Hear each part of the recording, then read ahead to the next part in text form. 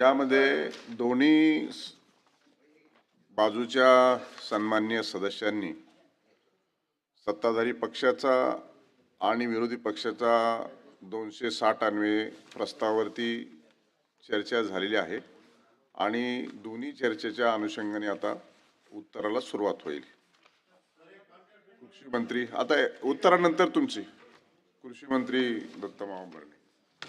माननीय सभापती महोदय, महाराष्ट्र विधान परिषद नियम 260 अन्वये सत्तारूढ पक्षाचा तसेच विरोधी पक्षाच्या प्रस्तावावर सभागृहातील माननीय सदस्य प्रवीण दरेकरजी, श्री राजेश राठोडजी, डॉक्टर परिणय फुके, श्री अभिजितजी वंजारीजी, डॉक्टर मनीषाताई कायंदे, श्री सत्यजित तांबे, श्री दादाराव केचे, श्री प्रसाद लाड, श्री संजय केनेकर, श्री शशिकांतजी शिंदे, श्री सचिन आहेरजी, श्री सुधाकर अडबले, श्री संजय खोडके, श्रीमती चित्राताई वाघ, श्री अमोल मिटकरी या सदस्यांनी चर्चेमध्ये सहभाग घेतला. सन्माननीय लोकप्रतिनिधींनी उपस्थित केलेल्या मुद्द्याची नोंद ही कृषी विभागाने घेतलेली आहे. निश्चित या मुद्द्याच्या आधारे भविष्यामधील कृषी विभागाची धोरण निश्चिती करताना निश्चित आपल्या विभागाला मदत होईल. माननीय सभापती महोदय, दिवंगत या राज्याचे उपमुख्यमंत्री अजितदादा पवारसाहेब यांच्या प्रेरणेने तसेच या राज्याचे मुख्यमंत्री देवेंद्रजी फडणवीस साहेब असतील, एकनाथजी शिंदे साहेब असतील, सुनेत्रावहिनी पवार साहेब असतील यांच्या मार्गदर्शनाखाली शेतकऱ्यांसाठी राज्य शासनामार्फत विविध योजना राबवण्यात येत आहेत. राज्यातील कृषी क्षेत्रातील विकासासाठी हे शासन प्रयत्नशील आहे. राज्यातील शेतकरी हा केंद्रबिंदू मानून या शेतकऱ्याच्या उन्नतीसाठी जे काय करता येईल हे शासन त्यासाठी शेतकऱ्यांना माझ्या भविष्यामध्ये निश्चित प्रकारे मदत करत आहे, सहकार्य करत आहेत. आपल्या सर्वांना माहिती आहे की शेती क्षेत्रामध्ये अनेक समस्या ह्या दिवसेंदिवस निर्माण होत आहेत. आपण पाहतो की हवामानामध्ये बदल, त्यामध्ये असणारी अनिश्चितता, कीड रोगाचा प्रादुर्भाव, शेती उत्पादनावरील वाढता खर्च, बाजार भावातील चढ उतार यामुळे शेती करणं हे अधिक जोखमीचं झालं आहे. आणि या जोखमीच्या बाबीला सामोरे जाण्यासाठी दीर्घकालीन धोरणाचा भाग म्हणून कृषी क्षेत्रासाठी स्वतंत्र AI धोरण तयार करण्यात आले आहे. आणि असे धोरण करणारे महाराष्ट्र हे देशातील पहिले राज्य आहे. राज्य सरकारने 2025 ते 2029 साठी महाॲग्री AI धोरण आखले आहे. शेती क्षेत्रामध्ये artificial intelligence, generative AI, drone व रोबोटिक्सचा वापर करून शेतकऱ्यांच्या आयुष्यामध्ये क्रांतीकडे वाटचाल करण्याची दिशा म्हणून याकडे निश्चित प्रकारे भविष्यामध्ये सभापती महोदय पाहिलं जाईल. दिवंगत स्वर्गीय अजितदादा पवार साहेबांनी या बाबतीमध्ये आणि मुख्यमंत्री असतील, दोन्ही आत्ताचे उपमुख्यमंत्री, पहिले दोन्ही उपमुख्यमंत्री असतील, यांनी अनेक तज्ज्ञांसमवेत यापूर्वी वेळोवेळी बैठका यावेळी आयोजित केल्या होत्या. आणि या विषयावर चर्चा करून राज्याच्या या विकासाचं स्वप्न साकारण्यासाठी या धोरणासाठी स्वतंत्र बजेटमध्ये तरतूद करणारं सुद्धा राज्य महाराष्ट्र राज्य हे देशातलं पहिलं राज्य आहे. याच्या वापरामुळं सभापती महोदय, शेतकऱ्यांना हवामानाचा अचूक अंदाज येणार आहे. कीड रोगाचं पूर्व अंदाज, त्याचप्रमाणे पिकाकरिता सिंचन व खत वापराचे व्यवस्थापन करण्यास मदत, तसेच बाजारभावाचा एक अंदाज घेण्यास आपल्याला या AIच्या नवीन याच्यामुळे आपल्या सगळ्यांना मदत होणार आहे. आणि त्या AIच्या वापरामुळं पीक उत्पादन व शेतकऱ्याच्या उत्पन्नामध्ये वाढ होऊन शेतकऱ्यांचे जीवनमान उंचवण्याच्या निश्चित प्रकारे सभापती महोदय मदत होणार आहे आणि या वापरण्याच्या बाबतीमध्ये निश्चित प्रकारे शेतकऱ्यांना या बाबतीमध्ये प्रशिक्षण तर निश्चित प्रकारे दिलं जाईल। याच प्रकारे आमच्या कृषी विभागाचे जे अधिकारी आहेत त्यांना सुद्धा निश्चित प्रकारे शेतकऱ्यांना मार्गदर्शन करण्यात त्यांनाही आम्ही भविष्यामध्ये प्रशिक्षण देण्याचा आमच्या कृषी विभागाचा मानस आहे, त्याप्रमाणे त्यांना प्रशिक्षण हे दिलं जाईल। राज्य स्तरावरती कृत्रिम बुद्धिमत्ता व ॲग्रीटेक नाविन्यता केंद्र स्थापन करण्यात हे आलेले आहे। राज्यातील चारही कृषी विद्यापीठामध्ये संस्थात्मक स्तरावर याचे संशोधन नाविन्यता व इन्क्युबेशन पायाभूत सुविधा निर्माण करण्याच्या दृष्टिकोनातून कृत्रिम बुद्धिमत्ता नाविन्यता व इन्क्युबेशन केंद्रांना मान्यता ही देण्यात आलेली आहे। माननीय सभापती महोदय, कृषी विभागाने महाविस्तार हे मोबाईल ॲप विकसित केले आहे आणि यामधून निश्चित प्रकारे पीक लागवड असेल, रोगराई असेल, पाण्याचा व खताचा वापर व पिकाचे सध्याचे बाजारपेठील दर याबाबत घरबसल्या सगळ्या माझ्या शेतकरी बांधवांना हे मार्गदर्शन हे मिळत आहे आणि त्याचा निश्चित प्रकारे फायदा ह्या माझ्या शेतकऱ्यांना जवळपास जर आज आपण विचार केला तर साधारणतः 30 लाखापेक्षा जास्त शेतकऱ्यांनी या ॲपचा वापर करत आहे। निश्चितच महाराष्ट्रातील शेतकऱ्यांसाठी ही एक अभिमानाची गोष्ट आहे आणि शेतकऱ्यांना माझा एक आपल्या माध्यमातून एक आग्रह आहे की ॲपचा वापर निश्चित प्रकारे आपल्या शेतीसाठी जे आपण शेतामध्ये पीक करतो त्यासाठी जास्तीत जास्त या ॲपचा वापर करून त्यामध्ये आपल्याला त्याचा वापर करावा।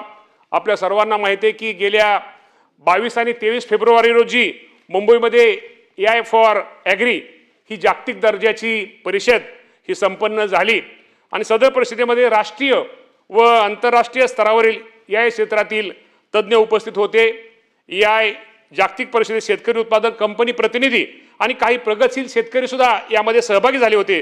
त्यांच्यासाठी थेट आपण मराठी भाषांतर करणारे हेडफोन सुद्धा उपलब्ध करून त्याची सुविधा आपण त्या माझ्या शेतकरी बांधवांसाठी ही दिली गेली होती। यामध्ये AI तंत्रज्ञान व त्या संबंधित माहितीची देवाणघेवाण निश्चित प्रकारे झाली आणि त्याचा फायदा ह्या राज्यातील शेती क्षेत्रास निश्चितच होईल आणि त्यामुळे AIचं किती महत्त्व आहे, याच्यामुळं शेतीमध्ये खूप मोठी भविष्यामध्ये एक क्रांती ही होणार आहे आणि याचा वापर प्रभावी वापर व सर्वसमावेशक वापर करण्याचा शासनाचा हा निर्धार आहे। सभापती महोदय, मी आपल्याला माहिती की सदस्यांनी अनेक काही गोष्टी विचारल्या। राज्यामध्ये प्रधानमंत्री पीक विम्याच्या योजना राबवण्यात आहे। यामधून मागील 9 वर्षांमध्ये साधारणतः आपण जर विचार केला तर 37,500 कोटी रुपयापेक्षा जास्त नुकसान भरपाई ही माझ्या या राज्यातील शेतकऱ्यांना देण्यात आलेली आहे। पीक विमा योजना राबवताना मागील येणाऱ्या अडचणी लक्षात घेता काही गोष्टी मागच्या काही काळामध्ये घडल्या गेल्या, त्यामुळे शेतकऱ्यांच्या हितासाठी उत्पादनावर आधारित सुधारित पीक विमा योजना राबवण्याचा निर्णय या राज्याचे मुख्यमंत्री देवेंद्र फडणवीस साहेब असतील, एकनाथ शिंदे साहेब असतील, दिवंगत उपमुख्यमंत्री अजितदादा पवार साहेब असतील आणि त्यावेळेस त्यांनी त्यांच्या मार्गदर्शनापूर्वी घेण्यात आला आणि खरीप हंगाम 2025-26 साठी आपल्या राज्यात उत्पादनावर आधारित सुधारित पीक विमा योजना राबवण्यात येत असून त्या अनुषंगाने नुकसान भरपाई निश्चित करण्याची कारवाई ही प्रगती पथावरती आहे। राज्यामध्ये बीड पॅटर्न 80-110 मॉडेलवर आधारित पीक विमा योजना राबवण्यात येत असून त्यास पीक विमा कंपन्यांच्या नफ्यावरती विमा हप्त्याच्या तुलनेने 20% निर्बंध घातलेले आहेत। त्यामुळे विमा कंपन्या अवाजवी नफा मिळवू शकणार नाहीत।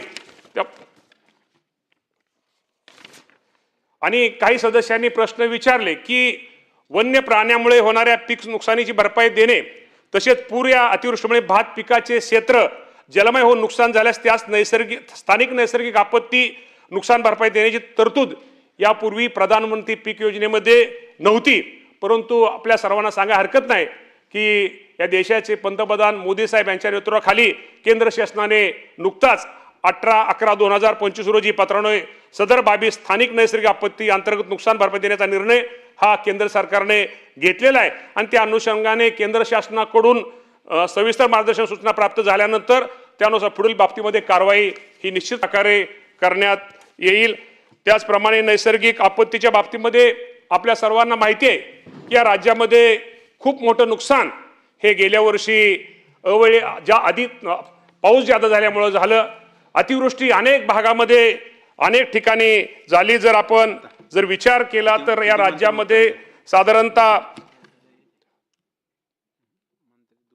राज्यामध्ये साधारणतः फेब्रुवारी 2025 ते डिसेंबर 2025 या कालावधीमध्ये साधारणतः या राज्यामध्ये 1,36,00,000 शेतकऱ्यांना अतिवृष्टीचा फटका बसला. आणि क्षेत्राचा जर विचार करायचा झाला तर 1,06,00,000 हेक्टरवरती या शेतकऱ्यांचं नुकसान हे माझ्या शेतकऱ्यांचं झालं. यामध्ये जमीन वाहून गेली, जमिनीची माती वाहून गेली. आमच्या शेतीमध्ये असणारे पंप, त्या पंपाचं मोठं नुकसान झालं. MSCBच्या तारा, वीज त्याचं नुकसान झालं.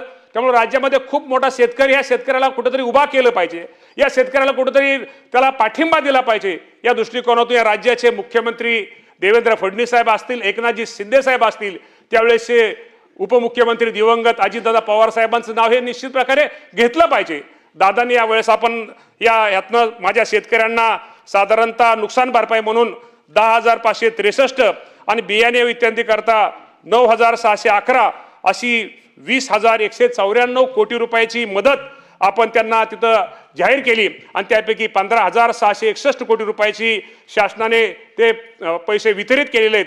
त्यामध्ये मंजूर करताना प्रचलित पूर्वी दर होते की पूर्वी आपल्याला माहिती आहे की 2 हेक्टरची मर्यादा माझ्या शेतकऱ्यांना असायची. ती 2 हेक्टरची मर्यादा ही आपण 3 हेक्टरपर्यंत करून माझ्या शेतकऱ्यांना कुठेतरी मदत केली पाहिजे. अतिवृष्टीच्या काळात, अडचणीच्या काळात कुठेतरी शेतकऱ्याला काय मदत हातभार लावला पाहिजे. त्यासाठी सरकारने खूप मोठी मदत माझ्या शेतकरी बांधवांना निश्चित प्रकारे केलेली आहे. त्याचप्रमाणे आपल्या सर्वांना माहीत आहे, खरं तर आपल्या कधी कधी माझ्या या माध्यमातून माझ्या राज्यातील सर्व शेतकऱ्यांना सांगतो, कृषी पंपांना मोफत वीज ही एक मोठी मुख्यमंत्री बळीराजा मोफत वीज योजना अंतर्गत आपल्या सर्वांना माहिती की 7.5 हॉर्सपावर पर्यंत साधारणतः वीज सवलत ही आपण माझ्या शेतकरी बांधवांना साठी आपण कृषी पंपांना मोफत वीज पुरवठा करण्याचा निर्णय सरकारने घेतला. खरंच या राज्याचे मुख्यमंत्री देवेंद्र फडणवीस साहेब, एकनाथजी शिंदे साहेब आणि त्यावेळेसचे उपमुख्यमंत्री स्वर्गीय अजितदादा पवार साहेब यांना किती धन्यवाद माझ्या शेतकरी बांधवांनी द्यावे तेवढे थोडेत. कारण का जर 2 वर्षाचा जर विचार केला तर साधारणतः 41,415 कोटी रुपयाचे अनुदान हे माझ्या शेतकरी बांधवांना वितरित करणारं महाराष्ट्र राज्य हे भारतातलं पहिलं राज्य आहे. त्याचा निश्चित प्रकारे बंधूनं महायुती सरकारने शेतकऱ्यांच्या पाठीशी खांब उभा राहण्याचा निर्णय या माध्यमातून निश्चित प्रकारे घेतलेला आहे.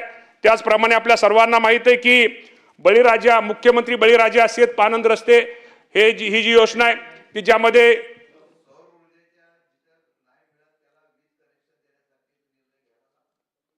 ते नोंद घेऊ आपण. ते म्हणजे आपण मी काय सदस्यांनी आपण जे विचारलेलं आहे त्याची फक्त आपण उत्तर देतो. जे सदस्यांनी त्यामध्ये ज्याचा उल्लेख आला त्याचं आपण फक्त उत्तर घेतोय. परंतु शिंदे साहेब तुमची सूचना खूप बरोबर आहे, मी घेतोय त्यामध्ये सगळं. त्यामुळे त्याची आपण नोंद घेऊ आणि त्या बाबतीमध्ये हे करू. मुख्यमंत्री बळीराजा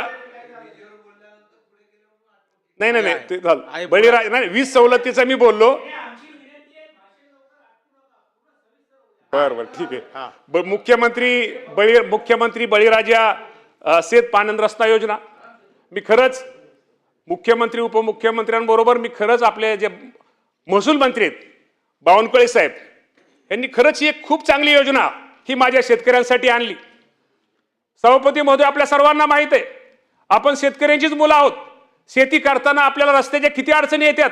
आपण एखादं पीक आपल्या शेतामध्ये असलं, जर रस्ता नसल्यानंतर ते पीक बाहेर काढताना किती आपली शेतकऱ्याची आपदा होते, शेतकऱ्याला किती त्रास होतो. यासाठी एक चांगल्या प्रकारची योजना ही माझ्या राज्य शासनाने मुख्यमंत्री बळीराजा शेतपानंद रस्ता योजनेच्या माध्यमातून निश्चित प्रकारे एक योजना आणली. आणि हा मी तर म्हणेल हा पण एक क्रांतिकारी निर्णय हा माझ्या शेतकरी बांधवांसाठी घेतलेला आहे.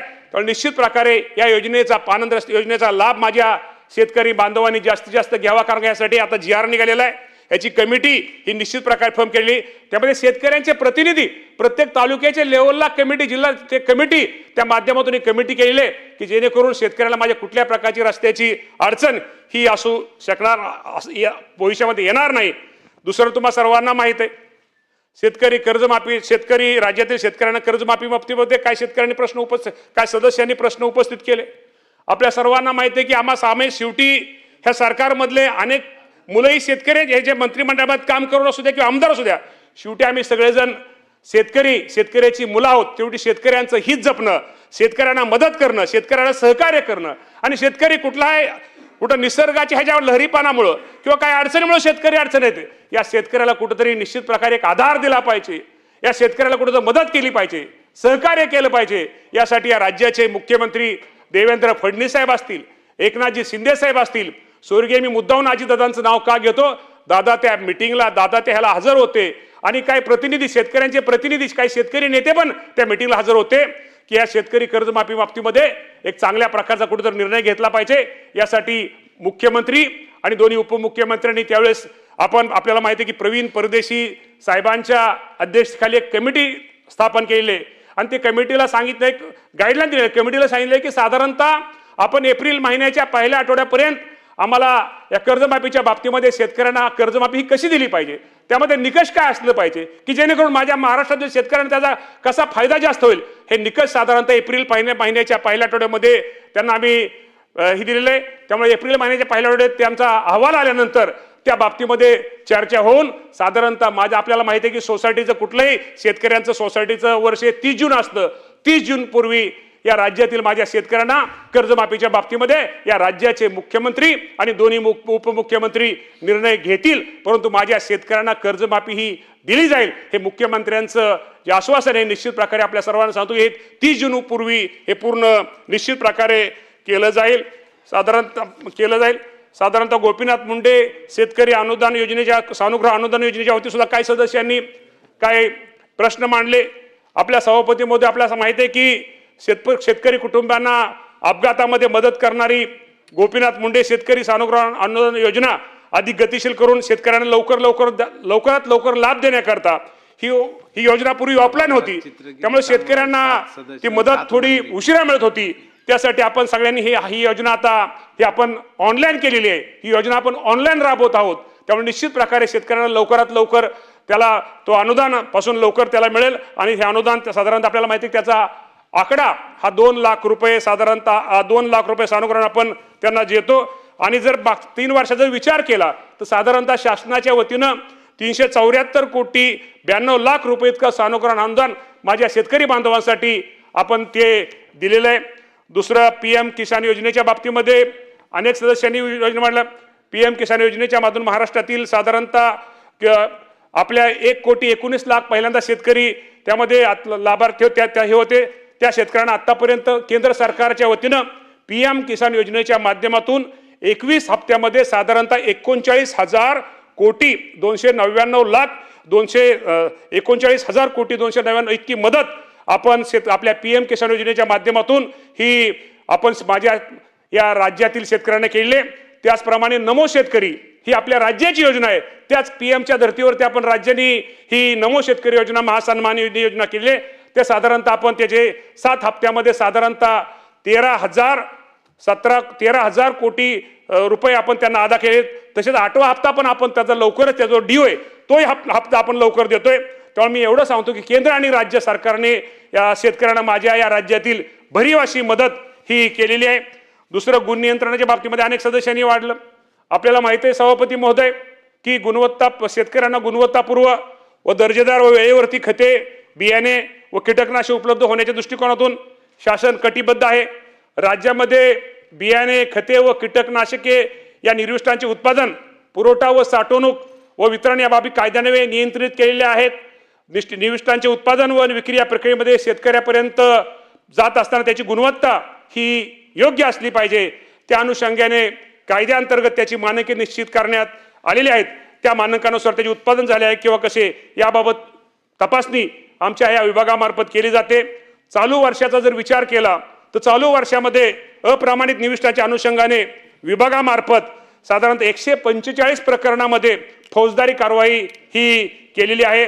त्याचप्रमाणे 785 प्रकरणामध्ये न्यायालयीन खटले दाखल करण्यात आलेले आहेत आणि विक्रेत्यांचे साधारणतः 1164 परवाने हे सभापती महोदय रद्द करण्यात आले असून 1527 परवाने हे निलंबित करण्यात आलेले.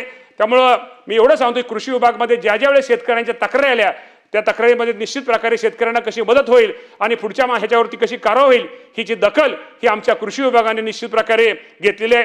सन्माननीय सदस्यांना आपल्याला मी सांगू इच्छितो किमतीच्या मगाशी खताच्या किमती बाबतीत त्यांनी काही सदस्यांनी मुद्दा उपस्थित केला. त्या बाबतीमध्ये आपल्याला माहिती आहे की युरियाच्या बाबतीमध्ये किंवा DAPच्या बाबतीमध्ये किंमत ही केंद्र युरियाच्या बाबतीमध्ये जी किंमत आहे ती केंद्र शासनाने नियंत्रित केली असल्याने त्याचा दर हा स्थिर आहे. इतर खताच्या बाबतीमध्ये केंद्र सरकारचे अनुदान वगळता आंतरराष्ट्रीय बाजारातील कच्च्या मालाच्या किमतीमध्ये होणाऱ्या चढउतारामुळे नुसार विक्रीमध्ये बदल होत असतो. हे माझ्या सदस्यांना माहिती आहे. त्या बाबतीमध्ये निश्चित प्रकारे शेतकऱ्यांना कसं कमीत कमी म्हणजे खत पुरवठा होईल, वेळेवर कसा होईल याची दक्षता हा आमचा कृषी विभाग घेतोय. सभापती महोदय, आपल्याला माहिती आहे की राज्याच्या कृषी विभागाच्या विविध योजनांची अंमलबजावणी डिजिटल पद्धतीने आपण म्हणतो महाडीबीटीने प्रणालीद्वारे केली जात आहे. महाडीबीटी पोर्टल हे 2020 पासून सुरू झाल्यापासून शेतकऱ्यांना साधारणतः 7,500 कोटीपेक्षा अधिक रकमेचं अनुदान हे देण्यात आलेलं आहे. शेतीच्या कामासाठी मजुराची कमतरता, खत व कीटकनाशकाचा सुयोग्य वापर, औषध फवारणीमुळे शेतकऱ्यांना होणाऱ्या आजारापासून मुक्तता होण्यासाठीच्या दृष्टिकोनातून ड्रोनचा वापरास मोठ्या प्रमाणात प्रतिसाद मिळत आहे. ही बाब विचारात घेऊन शेतकऱ्यांना ड्रोन खरेदी करता अनुदान देण्यास आम्ही सध्या कृषी विभाग आपला हा प्राधान्य देत आहे. शेत पिकांचं मूल्यवर्धन करण्यासाठी व शेतकऱ्यांना जास्त उत्पन्न मिळवून देण्यासाठी राज्यात अन्न प्रक्रियेस चालना देण्यात येत आहे. यासाठी कृषी विभागाच्या माध्यमातून मुख्यमंत्री कृषी अन्न प्रक्रिया योजना व प्रधानमंत्री कृषी सूक्ष्म अन्न योजना या योजनेची अंमलबजावणी करण्यात येत आहे. मुख्यमंत्री कृषी व अन्न प्रक्रिया योजनेअंतर्गत आतापर्यंत राज्यात 781 प्रकल्पांना 289 कोटीचा अर्थसहाय्य करण्यात आले आहे. तसेच प्रधानमंत्री सूक्ष्म अन्न प्रक्रिया उद्योग योजनेअंतर्गत 21,185 प्रकल्पांना 579 कोटीचा अर्थसहाय्य देण्यात आलेला आहे. सन्मान्य सदस्यांनी पिकाच्या आधारभूत किमतीबाबत मुद्दा हा उपस्थित केला. इथं पणन मंत्री पण आमचे आहेत, ते पण बोलतील. परंतु शेतमालाच्या किमान आधारभूत किमती जाहीर करणं ही बाब खरं तर केंद्र शासनाच्या संबंधित आहे. तरी सुद्धा राज्य कृषी मूल्य आयोगाच्या माध्यमातून राज्य सरकार या बाबतीमध्ये केंद्राकडे निश्चित प्रकारे शेतकऱ्याचा हिताचा विचार करून ही शिफारस हे राज्य सरकार हे कृषी मूल्य आयोगाच्या माध्यमातून करत असतं. सन्मान्य सदस्यांनी चर्चेदरम्यान स्वयंचलित हवामान केंद्राचा मुद्दा आपण उपस्थित केला. राज्यात महावेद प्रकल्पांतर्गत स्वयंचलित हवामान केंद्र कार्यरत आहेत. तसेच केंद्र शासनाच्या विड्स प्रकल्पांतर्गत हवामान अंदाजा अनुषंगाने इतर महत्त्वाच्या घटकासाठी सुद्धा ग्रामपंचायत स्तरावर स्वयंचलित हवामान केंद्र उभारण्याची कारवाई चालू आहे आणि त्याची टेंडर प्रक्रिया सुद्धा ही चालू आहे. काही सन्माननीय सदस्यांनी कृषी विभागात अभियांत्रिकी संचालन आहे, मला वाटतं ताईंनीच हा मुद्दा ताई तुम्ही उपस्थित केला आणि ती नाद बरोबर केली की कृषी विभागामध्ये अभियांत्रिकी संचालय सुरू करण्याच्या आता सध्याच्या नवीन ह्याच्याप्रमाणे हे धोरण खरं तर आपण घेतलं पाहिजे. आणि त्यामध्ये आपल्याला माहिती आहे की विभागाच्या सुधारित आकृतीबंधाचा प्रस्ताव हा वित्त विभागाच्या मान्यतेसाठी सादर करण्यात आला आहे. सुधारित आकृतीबंधामध्ये कृषी अभियांत्रिकी संचालय स्थापन करण्याचे प्रस्तावित ताई 100% सभापती महोदय त्यामध्ये प्रस्तावित आहे. सुधारित आकृतीबंध हा तातडीनं निश्चित प्रकारे मंजूर करण्यात येईल आणि या बाबीमध्ये ज्या सदस्यांनी ज्या सूचना मांडल्यात त्याचा त्यामध्ये समावेश केला निश्चित प्रकारे केला जाईल. कृषी विद्यापीठाचा दर्जा व रँकिंग सुधारण्यासाठी शासन हे निश्चित प्रकारे प्रयत्नशील आहेत. राज्यातील सर्व कृषी विद्यापीठाचं शैक्षणिक संशोधनात्मक आणि गुणात्मक दर्जा उंचवण्याच्या दृष्टिकोनातून करावयाच्या उपाययोजना बाबत निश्चित प्रकारे भविष्यामध्ये तात्काळ ही कारवाई करण्याबाबत सर्व कृषी विद्यापीठांना ह्या सूचना ह्या देण्यात येतील. सभापती महोदय, मी निश्चित प्रकारे मी तुम्हाला एवढं सांगतो, हे राज्य सरकार हे या राज्याचे मुख्यमंत्री दोन्ही उपमुख्यमंत्री हे शेतकऱ्यांचं हित साधणारं सरकार आहे. शेतकऱ्यांसाठी एक चांगल्या प्रकारचं भविष्यामध्ये निश्चित प्रकारे निर्णय घेणारं सरकार आहे. त्यामुळं भविष्यामध्ये निश्चित प्रकारे शेवटी मगाशी सांगितल्याप्रमाणे आम्ही सुद्धा सगळी शेतकऱ्याची मुलं असल्यामुळं आणि निश्चित त्यामुळं शेतकऱ्यांच्या वेदना काय आहेत, शेतकऱ्यांचं दुःख काय आहे, शेतकऱ्यांच्या अडचणी काय आहेत, ह्याचा शेतकऱ्यांचा संघर्ष काय आहे, ह्या गोष्टी आम्ही सगळे जाणून असल्यामुळं राज्य शासन हे भविष्यामध्ये निश्चित प्रकारे शेतकऱ्याच्या पाठीमागं खंबीरपणे उभे आहे आणि आगामी काळामध्ये आधुनिक तंत्रज्ञान आणि नाविन्यपूर्ण उपक्रमाचा माध्यमातून शेती अधिक कशी सक्षम, समृद्ध, सुजलाम सुफलाम करण्यासाठी शासन निश्चित प्रकारे भविष्यामध्ये कटिबद्ध आहे अशी मी आमचे राज्याचे मुख्यमंत्री आणि दोन्ही उपमुख्यमंत्र्यांच्या वतीनं सभागृहांना आणि शेतकऱ्यांना आश्वासित करतो. धन्यवाद. मंत्री उद्योग